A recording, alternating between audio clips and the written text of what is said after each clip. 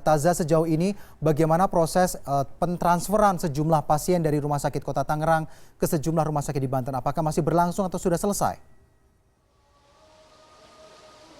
Semuanya sudah selesai sejak per pukul 7.40 pagi hari tadi, Alfian. Saya bahkan melihat proses pengalihan ataupun evakuasi pasien yang terakhir bernama Yan Kosasi ke Rumah Sakit Siloam Kelapa II.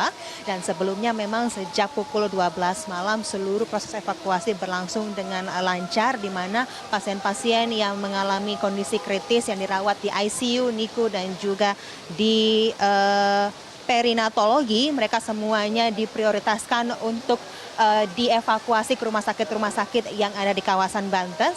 Setelah mereka semuanya telah dievakuasi menggunakan ambulans baik dari rumah sakit RSUD Kota Tangerang ataupun dari rumah sakit yang nantinya akan menerima pasien-pasien ini, kemudian pasien-pasien rawat inap lainnya baru kemudian ditransfer ataupun dialihkan ke rumah sakit lainnya. Total ada 156 pasien rawat inap yang berhasil diselamatkan, dievakuasi dari RSUD Kota Tangerang dan kemudian dialihkan perawatannya ke rumah sakit lainnya, dan total ada 23 rumah sakit di sekitar kawasan Tangerang, Banten yang kemudian telah menerima para pasien-pasien ini. Hanya saja, Alfian, untuk pasien rawat jalan yang sebelumnya dirujuk dari Vaskes tingkat 1 untuk kemudian melanjutkan perawatan mereka ataupun mengkonsultasikan kesehatan mereka di RSUD Kota Tangerang, hingga saat ini mereka masih belum dapat dirujuk ataupun masih belum bisa mendapatkan perawatan karena memang hingga saat ini, hingga siang hari ini, RSUD Kota Tangerang masih ditutup untuk operasi ataupun masih tutup untuk umum. Itu artinya para pasien rawat jalan yang dirujuk ke sini masih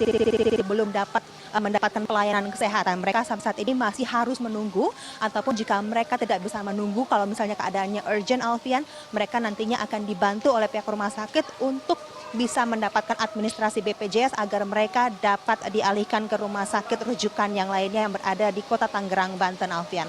Ya, sejauh ini apakah masih ada dilakukan upaya penyelidikan apa penyebab kebakaran yang dilakukan oleh aparat kepolisian sejauh ini?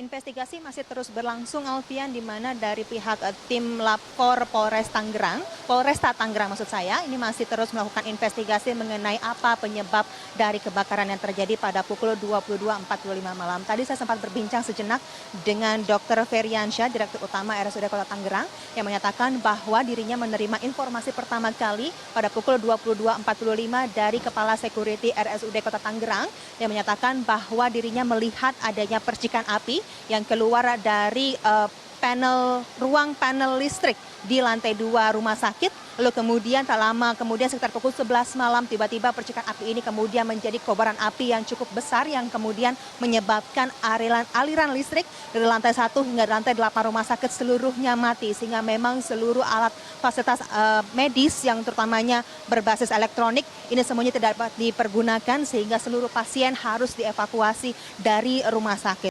Untuk menyaksikan video lengkapnya, klik link di bawah ini.